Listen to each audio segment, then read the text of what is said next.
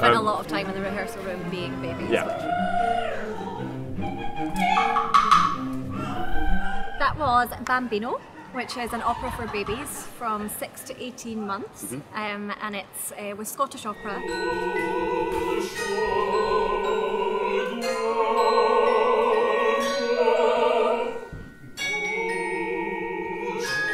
People say that you shouldn't live your dreams through your kids, but I think, why not? You know, it's creepy to live them through someone else's. I think I don't know anything about opera, and it would be nice if my son did. In terms of early learning, it's so important to expose them to new sounds, new colours, shapes, ideas, themes, all those kind of things, which will hopefully help them to to develop their learning and interest in music as well. Yeah. The way they interacted with the babies and the music, so they had these strange little birds. The idea is that this big man hatched from an egg.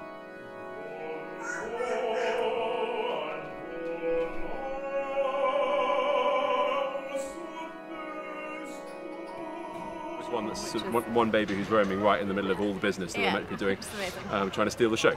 But that's fine. That's all good. It's lovely to see music and acting, and specifically in this child-friendly way when people can scream, like my toddler, and everyone else is unfazed.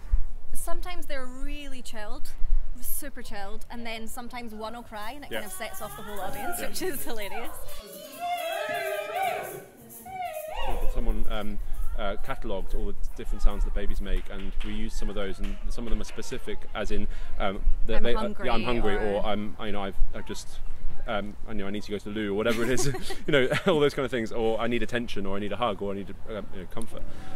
So those sounds all feature in the opera.